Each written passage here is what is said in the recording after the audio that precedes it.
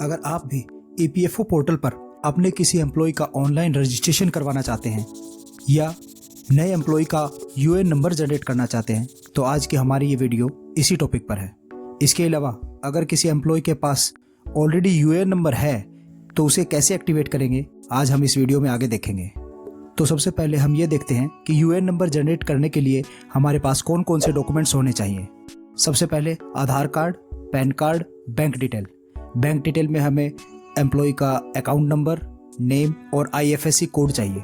इन तीनों ही डॉक्यूमेंट में सबसे ज़रूरी बात यह है कि तीनों डॉक्यूमेंट्स में नाम और सारी डिटेल सेम होनी चाहिए, जैसे कि फादर नेम और डेट ऑफ बर्थ। इसके अलावा mobile number, email ID, date of joining, monthly salary और मैरिटल स्टेटस नॉमिनी डिटेल्स के लिए चाहिए।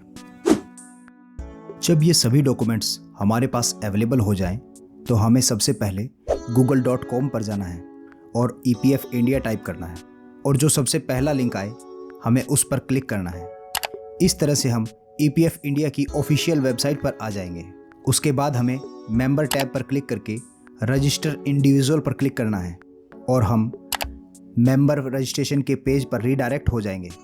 अगर एम्प्लॉय के पास ऑलरेडी यूएएन नंबर है तो हम यस पर क्लिक करेंगे।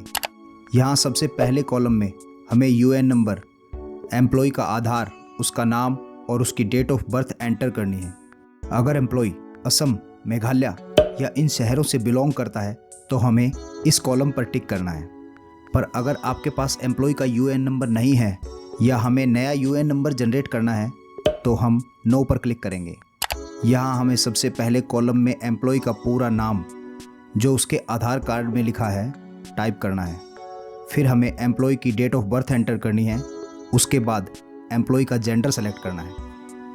अगले कॉलम में हमें एम्प्लॉय के फादर हैं तो फादर और अगर हस्बैंड हैं तो हस्बैंड का नाम लिखना है। उसके लिए हमें इस कॉलम में रिलेशन को सेलेक्ट करना होगा। फिर एम्प्लॉय का marital status, mobile number, email ID और उसकी क्वालिफ़िकेशन सेलेक्ट करनी है। उसके बाद हमें एम्प्लॉय की डेट ऑफ ज्वाइनिंग और उसकी मंथली सैलरी मेंशन करनी है। अगर आपका एम्प्लॉय इंडिया से बाहर देश का है तो हमें इंटरनेशनल वर्कर के कॉलम पर टिक करना होगा। उसकी कंट्री और पासपोर्ट नंबर एंटर करना होगा।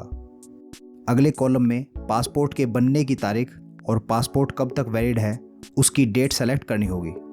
अगर आपका एम्प्लॉय फिजिकली डिसेबल है तो हमें इस कॉलम पे टिक करना होगा। यहाँ टिक होने के बाद हमें उसकी डिसेबिलिटी टाइप मेंशन करनी है। इसके बाद अगर हमारा एम्प्लॉय असम, मेघालय या इन शहरों में से किसी एक का है तो हमें यहाँ टिक करना होगा और उसका एड्रेस प्रूफ अपलोड करना होगा। उसके बाद हमें एम्प्लॉय की बैंक डिटेल अपडेट करनी होगी। सबसे पहले कॉलम में एम्प्लॉय का बैंक अकाउंट नंबर, अगले कॉलम में एम्प्लॉय का नाम और फिर बैंक का आईएफएससी कोड एंटर करना होगा। इसी तरह पैन डिटेल एंटर करनी है। पहले कॉलम में पैन नंबर और अगले कॉलम में एम्प्लॉय का नाम एंटर करना है।